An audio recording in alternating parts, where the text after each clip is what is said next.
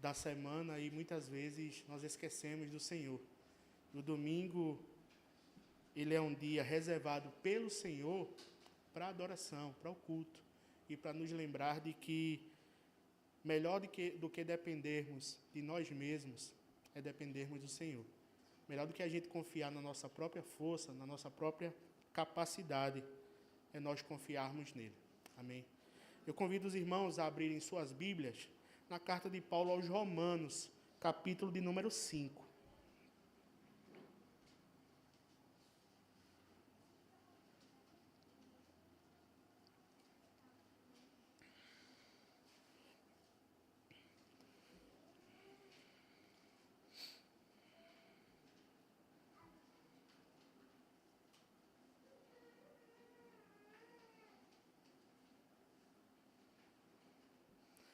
Romanos capítulo 5, nós vamos ler a primeira seção, que vai do verso 1 ao verso 11. O título diz: A justificação pela fé e paz com Deus. Todos acharam? Amém? Diz assim a palavra do Senhor: Justificados, pois, mediante a fé, temos paz com Deus por meio do nosso Senhor Jesus Cristo, por intermédio de quem obtivemos igualmente acesso pela fé a esta graça na qual estávamos firmes e gloriamo-nos na esperança da glória de Deus. E não somente isto, mas também nos gloriamos nas próprias tribulações, sabendo que a tribulação produz perseverança, e a perseverança, experiência, e a experiência, esperança. Ora, a esperança não confunde, porque o amor de Deus é derramado em nosso coração pelo Espírito Santo que nos foi outorgado. Porque Cristo, quando nós ainda éramos fracos, morreu a seu tempo pelos ímpios. Dificilmente alguém morreria por um justo, pois poderá ser que pelo bom alguém se anime a morrer. Mas Deus prova o seu próprio amor para conosco pelo fato de ter Cristo morrido por nós, sendo nós ainda pecadores. Logo, muito mais agora, sendo justificados pelo seu sangue, seremos por ele salvos da ira. Porque, se nós, quando inimigos, fomos reconciliados com Deus mediante a morte de seu Filho, muito mais, estando já reconciliados, seremos salvos pela sua vida. E não apenas isto, mas também nos gloriamos em Deus,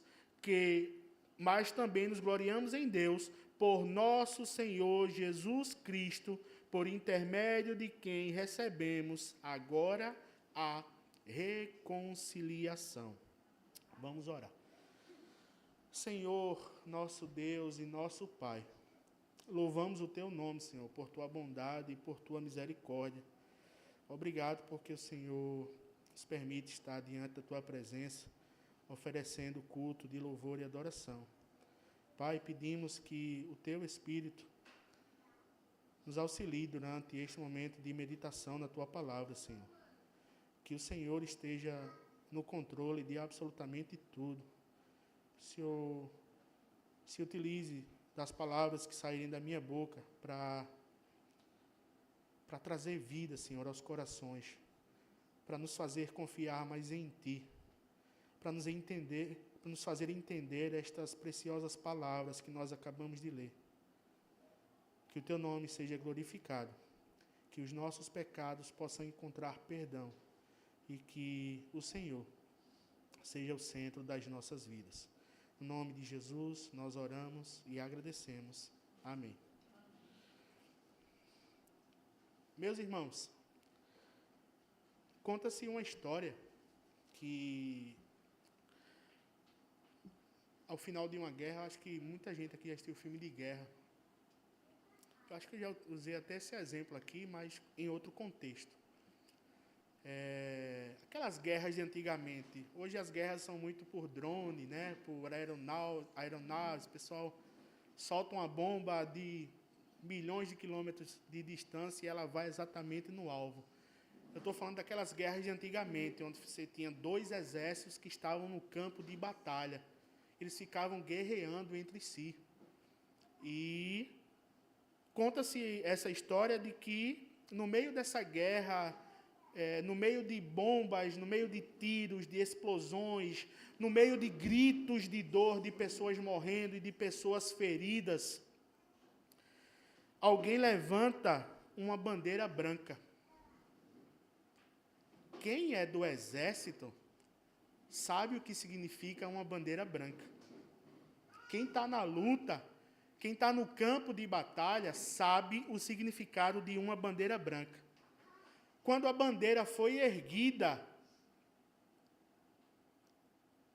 houve um silêncio diante das bombas, diante dos tiros, diante dos gritos de dor de pessoas sofrendo. E o silêncio que tomou conta daquele campo de batalha, ele causou muito mais impacto do que o som das próprias bombas. Por quê?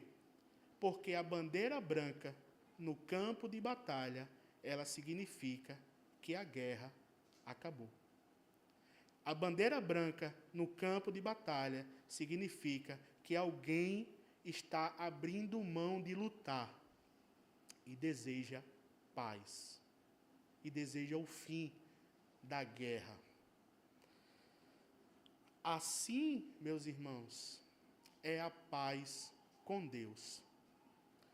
Onde antes havia conflito, agora, por meio de Cristo, há reconciliação. Onde antes havia medo da condenação, agora em Cristo há segurança. Meus irmãos, isto significa que nós não precisamos viver com medo ou com insegurança, porque a nossa aceitação diante de Deus não depende mais dos nossos méritos. A nossa aceitação de Deus, diante de Deus, não depende mais dos nossos esforços. Ela depende única e exclusivamente da obra de Cristo que foi consumada na cruz. O texto que nós lemos é uma pancada. Esse texto aqui do capítulo 5 de Romanos, na verdade, toda a carta de Paulo aos Romanos, ela é uma pancada. São palavras muito fortes. Só para resumir e contextualizar para os irmãos, essa carta de Paulo aos Romanos, ela foi escrita aproximadamente entre 56 e 58 anos depois de Cristo. E possivelmente Paulo estava em Corinto quando escreveu essa carta, e ela foi escrita endereçada à igreja de Roma, aos cristãos que moravam naquela cidade, que habitavam naquela cidade. A carta de Paulo aos Romanos, ela é conhecida como um dos maiores tratados teológicos que existem, que já foram escritos até hoje. E isso porque o apóstolo Paulo, ele trata aqui dos principais temas em relação à fé cristã. É como se fosse um resumo de tudo aquilo que nós precisamos saber a respeito da criação, da queda, da redenção, da justificação e da glorificação que nós recebemos em Cristo. Entre os capítulos 3 e o capítulo 5, ele apresenta o tema da justificação pela fé, exatamente o tema que nós iremos tratar na noite de hoje. E eu pergunto aos irmãos, os irmãos sabem o que significa justificação? Você sabe o que significa o ato de tornar alguém justo? Talvez essa resposta seja melhor de ser respondida por alguém da área jurídica, alguém da área do direito, né? Esse é um termo próprio do direito. No capítulo 3, o verso 23, se os irmãos voltarem 1 ou 2 páginas na Bíblia de vocês, vocês vão ver que o apóstolo Paulo ele vai falar exatamente assim. Romanos 3, 23. Pois todos pecaram e carecem da glória de Deus. No verso 24, ele apresenta a resposta, sendo justificados gratuitamente por sua graça mediante a redenção que há em Cristo Jesus. Ou seja, justificação é o ato de Deus nos tornar justos pelas nossas próprias obras. Certo? Não. Justificação não é o ato de Deus nos tornar justos pelas nossas próprias obras. Justificação é o ato de Deus nos tornar justos pelas obras de Cristo. Por que não pelas nossas obras? Porque o verso 23 vai dizer, todos pecaram. Todos pecaram e carecem da glória de Deus. Portanto, o único meio dessa culpa ser paga diante de Deus é por alguém que não pecou. É por alguém que não cometeu pecados. O nosso Senhor e Salvador, Jesus Cristo. No capítulo 5, nós chegamos nesse texto. A gente vai meditar nessa noite. Eu queria abordar com os irmãos 3 pontos para que a gente possa entender as consequências de viver essa justificação pela fé. As consequências maravilhosas que Deus coloca diante de nós de vivermos a justificação pela fé. O primeiro ponto seria paz com Deus. A paz com Deus que nós recebemos mediante a justificação. Versos 1 e 2 do capítulo 5. Diz assim a palavra do Senhor. Justificados, pois, mediante a fé, temos paz com Deus por meio do nosso Senhor Jesus Cristo, por intermédio de quem obtivemos igualmente acesso pela fé a esta graça, na qual estamos firmes e gloriamo-nos na esperança da glória de Deus. A primeira consequência da justificação é a paz com Deus. Isso significa que a guerra acabou. A guerra nossa com Deus, por meio da justificação pela fé em Cristo, acabou. Antes, nós éramos inimigos de Deus. Vivíamos em rebeldia contra Ele, mas agora, por causa de Cristo, nós fomos reconciliados com o Senhor. E talvez alguns dos irmãos estejam se perguntando exatamente isso, e eu imagino que estejam, porque eu estou vendo vocês. Todos vocês estão me vendo, mas eu estou vendo vocês. Eu estou vendo alguns rostos fazendo algumas perguntas do tipo, irmão, a gente vivia em guerra com Deus? Eu vivia em guerra com Deus? Vivia. Sabe por quê? Porque quando nós não estamos em Cristo, quando nós vivemos segundo os nossos próprios desejos, quando nós vivemos segundo as nossas próprias vontades, nós somos inimigos de Deus. Olha o verso 10 do capítulo 5 que nós estamos lendo. Verso 10 vai dizer, porque se nós, quando o quê? Inimigos, fomos reconciliados com Deus mediante a morte do seu Filho. Ou seja, nós éramos inimigos de Deus quando não estávamos em Cristo. Todos aqueles que não recebem a Cristo são considerados inimigos de Deus. Inimigos de Deus são aqueles que desprezam a lei do Senhor, são aqueles que desprezam o sacrifício de Cristo e vivem segundo os seus próprios desejos, segundo as suas próprias vontades, fazendo aquilo que o seu coração o orienta a fazer, que os seus desejos o orienta a fazer. A questão, irmãos, é que a palavra do Senhor vai dizer que o nosso coração ele é enganoso. O O nosso coração ele é inclinado para o mal. Portanto, o Senhor nos orienta a morrermos para nós mesmos e vivermos para Ele. A palavra do Senhor em Isaías, capítulo 59, verso 1 e 2, vai dizer: eis que a mão do Senhor não está encolhida para que não possa salvar, nem surdo o seu ouvido para não poder ouvir. Mas as vossas iniquidades fazem separação entre vós e o vosso Deus, e os vossos pecados encobrem o seu rosto de vós, para que não vos ouça. Vocês entenderam, irmãos? Uma coisa é você conhecer a lei do Senhor e viver conforme esta lei, buscando se desviar do mal. Quando você peca, você se arrepende e o Senhor perdoa o seu coração. O Senhor perdoa o seu pecado e sara o seu coração. Por quê? Porque quando nós estamos em Cristo, o pecado não é um hábito da nossa vida. Ou pelo menos não deve ser. Quando nós estamos em Cristo, nós devemos amar a santidade, irmãos. Quando nós estamos em Cristo, nós devemos desejar ser parecidos com Cristo.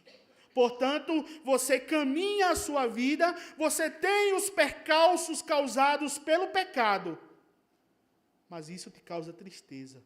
Você se arrepende e o Senhor perdoa o teu pecado.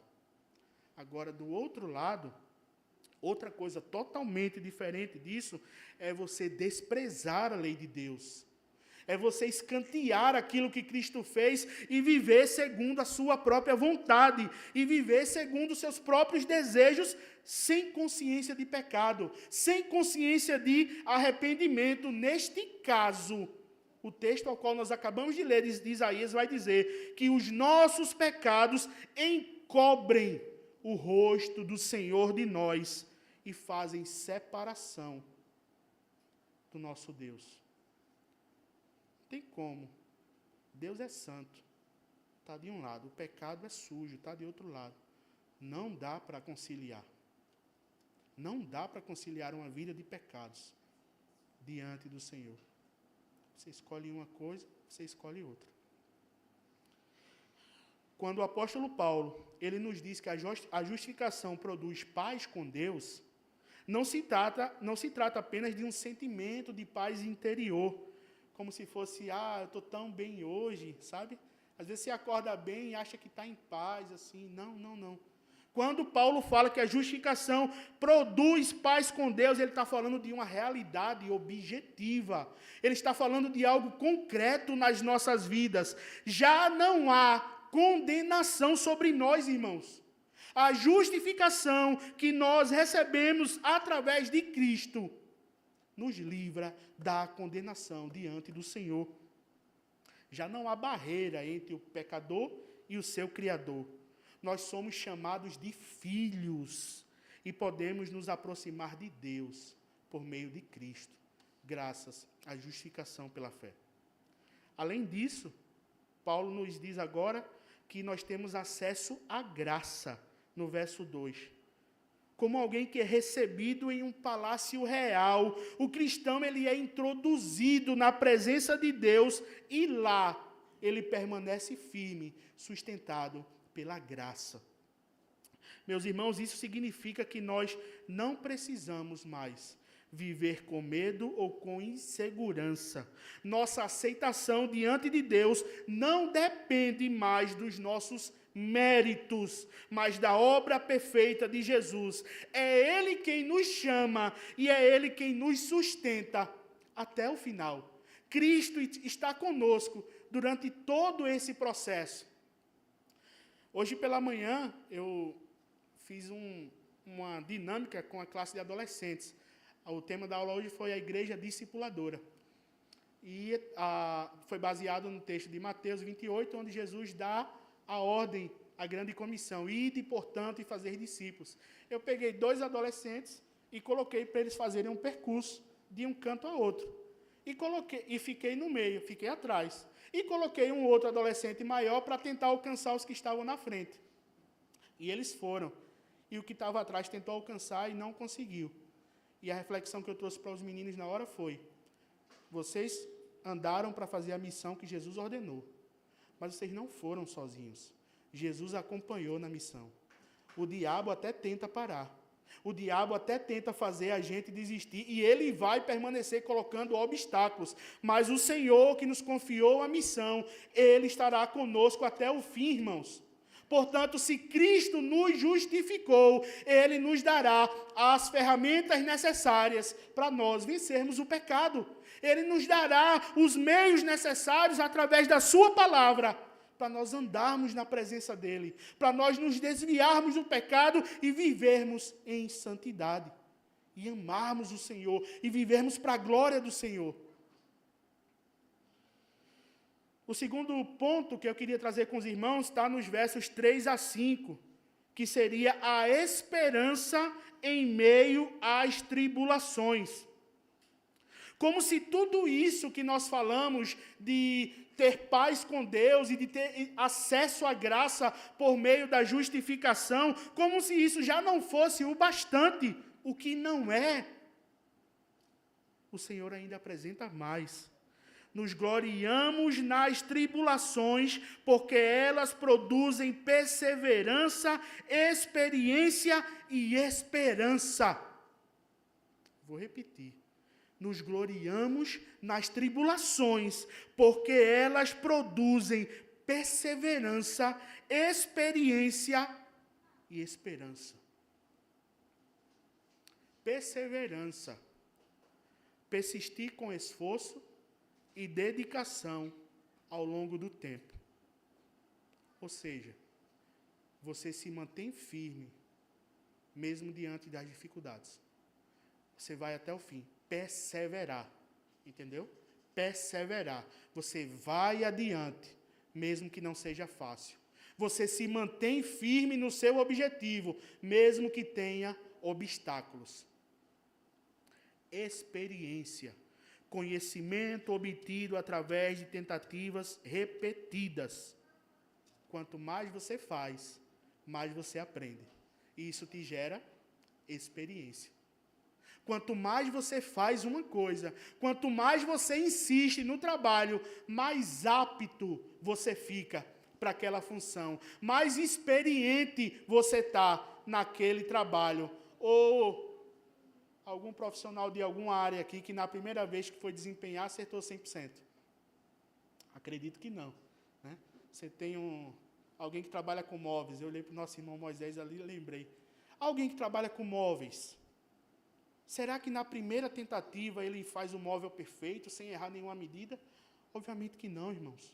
Ou um médico, ou um engenheiro, ou um advogado, ou qualquer que seja a sua profissão, a experiência vem com a prática, a experiência vem com a vivência daquilo que você está fazendo. Quanto mais você aprende a lidar com aquilo, mais apto para fazer a função, mais apto com aquele problema, você vai ser. Quando aquilo acontecer de novo, você vai dizer: eu já passei por aqui. Eu conheço esse caminho. Eu não vou cair no mesmo erro, não. Eu conheço essa estrada aqui. Eu já tenho experiência porque eu já trilhei esse caminho. Então, perceba. Perseverança, experiência e agora esperança. A esperança é a confiança de que algo bom vai acontecer. Ou seja, você já passou por muitas coisas, você já aprendeu e cresceu com tudo isso, e agora você acredita que um dia você vai ter vitória sobre esta situação. Um dia você vai alcançar êxito sobre esta situação. Meu irmão, aqui está um grande paradoxo da fé cristã. Sabe por quê?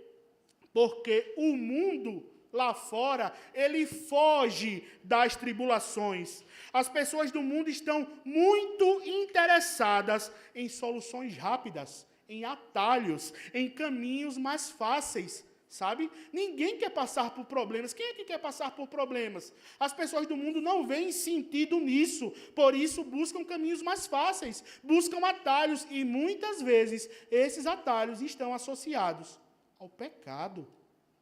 Diz assim: meu irmão, ali vai dar muito trabalho. Deixa eu fazer um caminho mais curto. é quanto? Deixa eu fazer um caminho mais curto, com o que é que eu tenho que falar? O que é que eu tenho que fazer? Você acaba desprezando a lei de Deus. O cristão é diferente. O cristão, ele se gloria nas tribulações. Não porque elas sejam boas em si mesmas, mas porque Deus as usa para o nosso crescimento espiritual, irmãos. A esperança cristã não é destruída pelo sofrimento, mas é fortalecida através dele. Será que você entende isso? Paulo aqui, ele descreve uma relação preciosa para a nossa vida cristã. Tribulação produz perseverança, perseverança produz experiência e experiência produz esperança. O sofrimento da nossa vida em Cristo, ele não é inútil. Cada dia difícil que a gente passa na nossa caminhada, o Senhor nos faz aprender. O Senhor está forjando a nossa vida, o nosso caráter, a nossa confiança nele. Ele molda o nosso caráter, ele fortalece a nossa fé e nos faz olhar mais intensamente e com esperança para a glória de Deus. E Paulo ainda continua no verso 5, afirmando que essa esperança não é ilusória, pois o amor de Deus foi derramado em nossos corações pelo Espírito Santo. O Espírito testemunha no íntimo do crente que Deus nos ama de forma irrevogável. Portanto, irmãos, quando as tribulações chegarem, e elas virão, não adianta falar o contrário. As tribulações, elas fazem parte das nossas vidas, os problemas fazem parte das nossas vidas, as dores, as tristezas, as decepções. Não há como caminhar sem essas coisas. Quando isso chegar, lembre-se, Deus usa cada uma dessas situações como um instrumento de santificação e fortalecimento das nossas vidas. Cada uma delas. O Senhor está forjando a gente. O Senhor está nos fortalecendo. O Senhor está nos fazendo confiar mais nele. Mesmo muitas vezes que durante o processo a gente não entenda. Mesmo que durante o meio do caminho a gente não compreenda. Sabe? Mas é o Senhor quem conduz as nossas vidas. E você precisa acreditar nisso. A sua vida não está entregue ao acaso. Como tem música famosa que fala sobre isso. O acaso vai me proteger enquanto eu andar distraído. Não. Não é o acaso que me protege, é Deus. Eu não estou entregue ao acaso, eu estou entregue às mãos de Deus. Eu não sei o que vai acontecer na minha vida amanhã, ou durante esta semana. O Senhor sabe. E tudo o que acontecer, acontecerá para que eu possa me aproximar dEle. Sejam as bênçãos, sejam as dores. Salmo 44, 22 diz: mas por amor de ti, somos entregues à morte continuamente. Somos considerados como ovelhas para o matadouro. Os sofrimentos, meus irmãos, eles fazem parte da nossa vida, mas o Senhor está conosco e vai utilizar estes momentos para nos fazer mais fortes e confiantes nele. O terceiro ponto vai do verso 6 ao verso 11 e fala sobre a reconciliação e a certeza da salvação. A terceira consequência da justificação é exatamente o reconhecimento e a certeza da salvação. Paulo, ele preste atenção no versículo 5. Ele conclui o versículo 5 dizendo que o amor de Deus foi derramado em nosso coração pelo Espírito Santo que nos foi garantido. A partir do verso 6, ele explica como foi que isso aconteceu. Porque Cristo, verso 6, porque Cristo, quando nós ainda éramos fracos, morreu a seu tempo pelos ímpios. Dificilmente alguém morreria por um justo. Pois poderá ser que pelo bom alguém se anime a morrer, mas Deus prova o seu próprio amor para conosco pelo fato de ter Cristo morrido por nós, sendo nós ainda pecadores. Cristo é o amor de Deus. Ele é o próprio amor que morreu para salvar pecadores. Paulo nos lembra da condição em que Cristo nos encontrou. Ele diz, quando ele nos amou quando éramos ímpios, quando éramos pecadores, e mesmo assim, Cristo morreu por nós. Você realmente, meu irmão e minha irmã, você realmente já se deu conta do que foi que Jesus fez pela sua vida?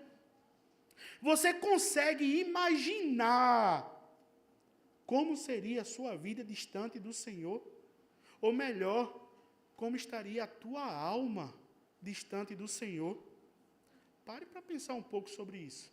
Pare para refletir um pouco sobre isso. O que seria de mim se Jesus não tivesse me resgatado? Onde eu estaria agora?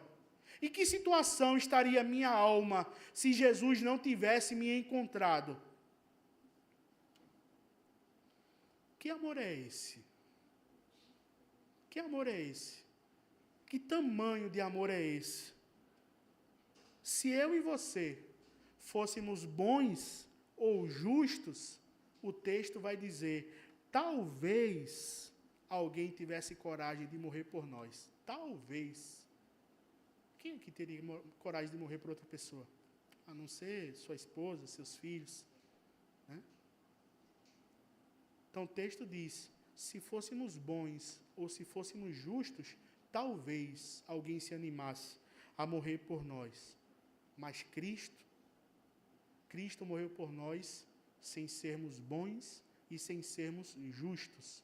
Ele morreu por nós quando ainda éramos inimigos de Deus. Cristo morreu por nós quando ainda éramos pecadores. Isso é graça e amor incondicional. Eu tenho certeza de que cada um de nós temos os nossos problemas, cada um de nós temos as nossas lutas diárias, enfrentamos as nossas dores, cada um aqui enfrenta suas tribulações, umas mais fáceis, outras mais difíceis. Agora, não caia, meu irmão, no engano de achar de que só porque a sua vida está um pouco melhor, você foi favorecido porque tem menos dificuldades do que outros irmãos. Ou, pelo contrário, não caia no engano de achar que Deus ama menos você, pelo fato de você estar enfrentando muitos problemas na sua vida. São dois extremos. Se você é muito abençoado, as pessoas vão dizer, meu irmão, Deus é contigo, Deus te ama. Está tudo dando certo, irmão, tem emprego, tem carro, tem casa, está prosperando, está bem, está corado. Aí do outro lado a pessoa vai dizer, irmão, está passando prova, irmão está em pecado, viu? Você já viu alguém dizer assim? Irmão está em pecado, irmão está sofrendo. Não. Isso é um erro. Muitas igrejas ensinam assim, está errado, tá? Quando você for confrontado por alguém sobre se Jesus te ama, responda com convicção. Jesus me ama. E a prova disso é que ele morreu por mim quando eu ainda era inimigo. A prova disso é que ele morreu por mim quando eu ainda era pecador. A prova que Jesus me ama não é a minha condição, não é o meu status, não são os meus bens, não é o que eu tenho guardado, não é a minha perspectiva de crescimento profissional. A prova que Deus me ama é porque Cristo morreu por mim quando eu ainda era pecador. No verso 9, Paulo ele usa um argumento que nos dá segurança. Acompanhe na sua Bíblia. Ora, se nós já fomos justificados e reconciliados pela morte de Cristo, muito mais seremos salvos pela sua vida. Ou seja, se Deus nos deu Cristo, Ele certamente nos preservará até o fim. Deus guardará a nossa alma até o fim. Meus irmãos, o que Paulo está dizendo é, se Cristo morreu para perdoar os nossos pecados aqui, o que você acha que vai acontecer quando Ele voltar? Ele nos levará. Nós estaremos com o Senhor por toda a eternidade. E nada, absolutamente nada, nos separará do amor de Deus, que está em Cristo Jesus, nosso Senhor. Sabe qual é o resultado de tudo isso que nós falamos? Está no verso 11. O resultado disso é a alegria em Deus. E não apenas isto, mas também nos gloriamos em Deus, por meio de nosso Senhor Jesus Cristo. Nós não apenas recebemos as bênçãos, irmãos, provenientes da justificação, mas agora nós podemos nos alegrar no próprio Deus, nosso Pai, porque fomos reconciliados com Ele por meio de Jesus. Antes inimigos, por causa da morte de Cristo, agora reconciliados. Antes estranhos, agora filhos de Deus, por causa de Cristo. O resultado do sacrifício de Jesus é a vida eterna. Romanos 8,18 vai dizer, porque para mim tenho por certo que os sofrimentos do tempo presente não podem ser comparados com a glória que será revelada em nós. Meu irmão, quando a dor se fizer presente, não pergunte apenas, por que, Senhor? Sabe? É normal a gente questionar a Deus. Faz parte do processo da dor. Mas em vez de perguntar somente, por que, Senhor? Pergunte, para que, Senhor? Para que eu estou passando por isso? O que é que o Senhor deseja me ensinar nesta situação? De que forma o Senhor deseja que eu cresça nesse vendaval? De que forma o Senhor deseja que eu confie mais em Ti e na Tua providência no meio dessa turbulência? Nós precisamos, irmãos, viver o sofrimento para a glória de Deus. Viver o sofrimento para a glória de Deus. Deus, Ele se utiliza desses mecanismos, dessas situações, dessas dores, para fortalecer a nossa fé e para nos fazer confiar mais nele. Eu concluo a mensagem de hoje dizendo, um trecho que diz no livro de Êxodo, capítulo 17 e verso 15, após a vitória contra os amalequitas, Moisés disse assim, o Senhor é a minha bandeira. A ira de Deus, ela estava apontada para nós, por conta dos nossos pecados. E Cristo é essa bandeira de reconciliação. O sacrifício de Jesus, ele trouxe reconciliação de nós com o Senhor. Você lembra do exemplo colocado no início da bandeira branca de paz? Sabe quais eram aqueles exércitos? De um lado éramos nós, do outro era Deus. E nessa guerra a gente não ganha. Nessa guerra a gente não ganha. Cristo é essa bandeira que traz reconciliação entre nós e o Senhor.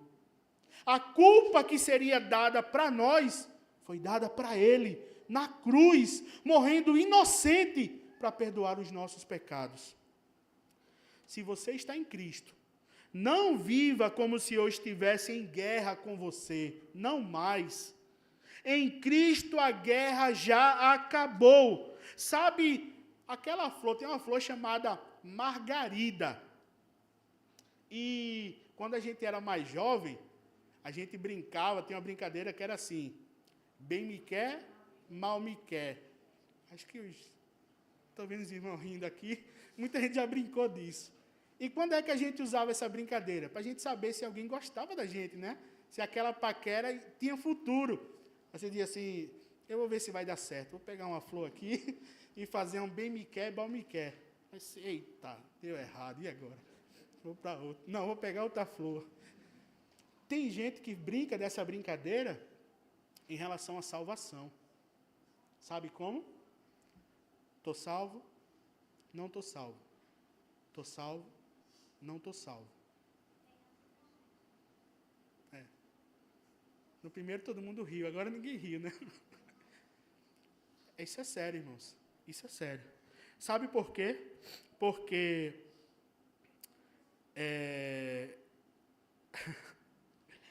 meus irmãos, se Deus ele é por nós, quem será contra nós? A nossa salvação não é algo banal diante de Deus, sabe? Ela foi comprada com sangue. Ela foi comprada por Cristo, na cruz. Portanto, se você está em Cristo, você está seguro. Não tem brincadeira de flor, sabe? Hoje eu estou bem, amanhã não estou. Hoje eu estou salvo, amanhã não estou. Não tem. Cristo é quem nos segura. Cristo é quem nos sustenta. E Ele estará conosco nesse processo até o final.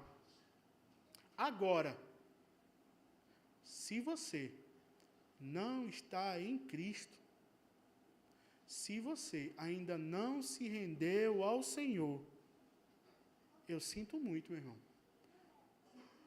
Essa guerra, você não ganha sozinho, não. Essa guerra contra o pecado, essa guerra contra o Senhor, você não ganha ela sozinha. Só com Jesus, que é a nossa bandeira, nós somos capazes de vencer. Portanto, volte-se para Jesus. Peça perdão ao Senhor pelos seus pecados e confie que só em Cristo você tem vida nova diante de Deus. Só em Cristo você tem reconciliação com o Senhor. Ele é a nossa paz. Amém, irmãos? Vamos orar. Senhor, nosso Deus e nosso Pai, louvamos o Teu nome, Senhor, por Tua bondade, por Tua misericórdia. Louvamos o Senhor pela bênção da justificação recebida através dos méritos de Cristo. Obrigado, Senhor, porque Tu nos amastes ainda quando éramos inimigos, Tu nos amastes ainda quando éramos estrangeiros. O Senhor nos amou de forma incondicional e isso é graça. Senhor, que possamos viver para a glória do Teu nome, possamos confiar que fomos enxertados na videira que é Cristo e nada nem ninguém poderá nos afastar do Senhor, nada nem ninguém poderá exercer condenação sobre nossas vidas, porque nós fomos resgatados pelo Senhor.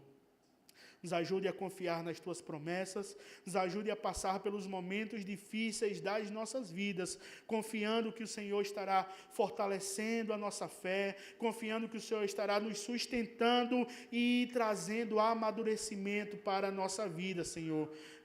Que o Senhor seja sempre conosco diante das dificuldades e que possamos viver para a glória do Teu santo nome. Em nome de Jesus nós oramos e agradecemos.